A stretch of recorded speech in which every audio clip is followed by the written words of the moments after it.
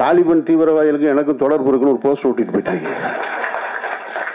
ஏற்கனவே பாரதி ராஜா சார் சொன்னார், அவர்னால இப்போ செய்ய முடியலை, நான் போய் செஞ்சிருவேன். மதுரையில் உட்காந்து அங்கேயே படம் எடுத்து அங்கேயே ஆட்களை வச்சு எடுத்துக்கிட்டு நான் இதை இங்கே உங்ககிட்ட பெப்சி தலைவர் வச்சுக்கிட்டே தான் சொல்கிறேன். வருஷத்துக்கு 365 நாள். ஆனால் தமிழ் படம் ப்ரொடக்ஷன் 250 படம் ப்ரொடக்ஷன் ஆகுது. இந்த லாஜிக் எங்கேயாவது எடுப்படுதா பாருங்களேன். 1.5 நாளைக்கு ஒரு படம் ரிலீஸ் ஆகுது கணக்கில். எப்படி சார் படம் பார்ப்பாங்க? அவள் வீட்டில் எல்லாமே 500 கோடி 600 கோடி 1000 கோடின்னு. இதுக்கு இடையில எந்த சின்ன படத்துக்கும் உங்களுக்கு தேட்டர் தரப்போகிறாங்க? முதல்ல இந்த சங்கங்களில் இருக்கிற பிரச்சனை என்னென்னா, இந்த நிர்வாகம் சரியில்லை. அதை முதல்ல தொடங்கும் போது எப்படி தொடங்குவாங்கன்னா, இந்த நிர்வாகி சரியில்லை சார், அப்படி தப்பு பண்ணுறாரு சார், இப்படி தப்பு பண்ணுறாரு சார், சங்கத்தை காப்பாற்ற வேண்டிய பொறுப்பு இருக்குது சார், உறுப்பினர்கள்லாம் கஷ்டப்படுறாங்க சார், இதெல்லாம் சொல்லி ஏற்றி விடுவான் 10 பேர். அவனுக்கு வேற வேலையே இருக்காது. அவன் என்ன பண்ணுவான்னா, அவன் யார் லைம் லைட்டில் முன்னாடி இருக்கிறாங்களோ அவங்கள கூப்பிட்டு வந்து சொல்லுவான். அப்படி தான் எங்களெல்லாம் இழுத்து கொண்டு வந்து விட்டாங்க. அந்த செந்தில் படம் ஒரு படத்தில் காமெடி, ஒரு பிள்ளையை காப்பாற்றுவார் ஒரு படம், பழைய படம், அது என்ன படம்னு எனக்கு நினைவு இல்லை. எல்லாரும் நின்று வேடிக்கை பார்த்துக்கிடுவாங்க, கிணத்துக்குள்ளே புள்ள விழுந்துடும். செந்தில் மட்டும் கடைசியில் கூச்சி காப்பாற்றுவார், எல்லாரும் கை கொடுப்பாங்க. அதெல்லாம் சரி, என்னை யாரா தள்ளி விட்டதுன்னு கேட்பார். அந்த மாதிரி என்னையெல்லாம் சங்கத்துக்குள்ளே அப்படி தான் தள்ளி விட்டாங்க. செல்வமணி என்ன பண்ணுறாருன்னு தெரியுமா, அவர் என்ன அப்படி இருக்காருன்னு தெரியும், அவர் பாவம். நான் உடனே இவரை எதுக்குறதுக்கு ஏதோ குருச்சேத்திர போர் மாதிரி இறங்கி வந்து நின்று, அன்னைக்கு பார்த்தீங்கன்னா குமுதம் ஆனந்தவுடன் எல்லா தலைமையும் பாரதி ராஜாவை எதிர்த்து நிற்கும் அமீர் அப்படின்னு. இவர்கிட்ட போய் அவன் பாரதி ராஜா இடத்த பிடிக்க ஆசைப்படுறாங்க அப்படின்னு. பாரதி ராஜா இடத்த பிடிக்கிறதுக்கு ஆசைப்பட்டுனா முடிக்கவே முடியாது. ஏன்னா அப்படி ஒரு படைப்புகளை பண்ணி வச்சுட்டு போயிருக்காரு. சங்கத்தில் பிடிச்சி நான் என்ன செய்ய? இப்படி எதையாவது ஒரு கொம்பு செய்ய விட்டு கொண்டு வந்து விட்டுட்டு போயிட்டான். அப்புறம் பார்த்தா தான் தெரியுது, இது என்னடா தேவையில்லாத வேலையை நம்மளை கொண்டு வந்து தள்ளி விட்டாங்க. ஒழுங்காக படம் பண்ணிக்கிட்டு இருந்தோன்னே இங்கே வந்து உட்காந்தா போஸ் வெங்கட் சொன்னார்ல, அவர் வீட்டில் வந்து என்ன பிரச்சனை நடந்திருக்குன்னு கூட தெரியல. ஆனால் அது குறித்து 4 மாதமாக எங்கே போனேன்னு கேள்வி கேட்டாங்கன்னு. எனக்கெல்லாம் ஒருத்தன் வந்து என் மேலே உள்ள கோபத்தில் இயக்குனர் சங்கத்தில் இருக்கும் பொழுது இப்போ சமீபத்தில் நடந்த பிரச்சனை மாதிரி தான் அப்போவே தாலிபான் தீவிரவாதிகளுக்கு எனக்கும் தொடர்பு இருக்குன்னு ஒரு போஸ்ட் ஓட்டிட்டு போயிட்டாங்க. இவன் இந்த செயற்குழு உறுப்பினருக்கு இவன் தேர்ந்தெடுக்கலைன்றதுக்காக என்னையை கொண்டு போய் தாலிபான் தீவிரவாதத்தை கொண்டு போய் சேர்த்துட்டான். ஐயோ, ஒவ்வொரு முறை பொதுக்குழு நடக்கும் போதும், அதாவது கௌரவமான, நான்லாம் அண்ணாந்து பார்த்த இயக்குநர்கள் ஆர்வி உதயகுமார் சார், செல்வமணி அண்ணன் 2 பேருமே பெரிய படைப்புகளை படைச்சு தொடர் வெற்றி. உதயகுமார் சார்லாம் தொடர் வெற்றி. செல்வமணி என்ன உச்சத்தில் இருக்கார், பிரம்மாண்டமான படைப்புகளை கொடுத்துருக்காரு. இங்கே ஒருத்தன் வந்திருப்பான் 75 வந்து அசிஸ்டன்ட் டைரக்டராக சேர்ந்து, அவன் ஊரில் வேற பிரச்சனை என்னன்னா, அவன் ஒரு கேபிள் டிவி நடத்தி அதில் காசை சீட்டிங் பண்ணி எங்கே போகிறோன்னு தெரியாமல் அசிஸ்டன்ட் டைரக்டர் கார்டை வாங்கிட்டு இங்கே வந்து ஒளிஞ்சு உட்காந்துட்டுப்பான். அவன் உட்காந்துட்டு இந்த 2 பேரையும் கேள்வி கேட்பான் பாருங்க. இந்த அவமானத்தெல்லாம் தாங்கணும்னா ஒவ்வொரு முறை பொதுக்குழு நடக்கும் போதும் அது ஒரு கத்தி மேலே நிற்கிற மாதிரியே இருக்கும். அதை சமாளிக்கிறதுக்கு ஒரு திறமை இருந்தால் தான் முடியும், இல்லைன்னா எல்லாருனாலையும் அதை சமாளிச்சிட முடியாது. முதல்ல உங்களை அவமானப்படுத்துவாங்க. அப்படி தான் நடிகர் திலகம் சிவாஜி கணேசன் அவர்கள் கடைசி வரைக்கும் நடிகர் சங்கம் போகாமல் இருந்தது காரணமே இதுதான். யாரோ ஒருத்தன் கேள்வி கேட்பான், என்னென்னமோ கேட்பான். அதனால் இந்த சண்டை இருக்கு இல்லையா, இது இல்லை இப்போ முக்கியம். தமிழ் சினிமாவே இப்போ அனாதையாக கிடக்கு.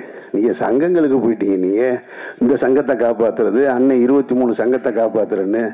தமிழ் சினிமாவே இப்போ அனாதையாக கிடக்கு. அதை காப்பாற்ற வேண்டிய பொறுப்பு இருக்குது. நான் இன்னைக்கு தலைவர், தயாரிப்பாளர் சங்க தலைவர் வந்திருப்பாருன்னு அழைப்புதலில் பார்த்தேன். வந்திருந்தாருன்னா அதை தான் சொல்லணும்னு நினச்சேன். பெப்சி தலைவர் இருக்கார், இயக்குனர் சங்க தலைவர் இருக்கார், தயாரிப்பாளர் சங்க தலைவர். அவர் வரலனாலும் இந்த செய்தியை கொண்டு போய் சினிமாவை காப்பாற்ற வேண்டிய பொறுப்பு இருக்குது.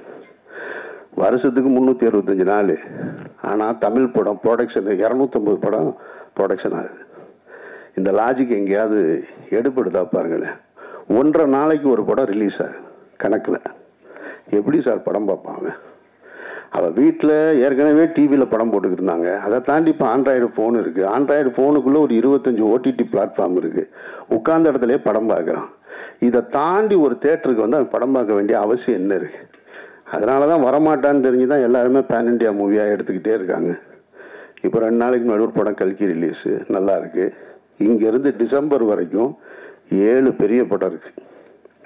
எல்லாமே 500 கோடி 600 கோடி 1000 கோடின்னு. இதுக்கு இடையில எந்த சின்ன படத்துக்கும் உங்களுக்கு தேட்டர் தரப்போகிறாங்க முதல்ல அதை யோசிங்க. படம் எடுக்கணுமா வேணாமான்னு உட்காந்து டிஸ்கஸ் பண்ணணும். 250 படம் ஏன் தயாரிக்கணும், அப்போ உண்மையிலே தயாரிக்கிறதுக்கான தேவை இங்கே இருக்கா, அதை விவாதிக்கணும்.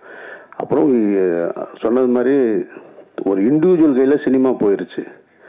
நான்லாம் இன்னும் 2 வருஷம்தான் பார்த்துட்டு இருப்பேன். நான் இங்கே ரொம்ப செட் ஆகலைன்னு வச்சுங்களேன்.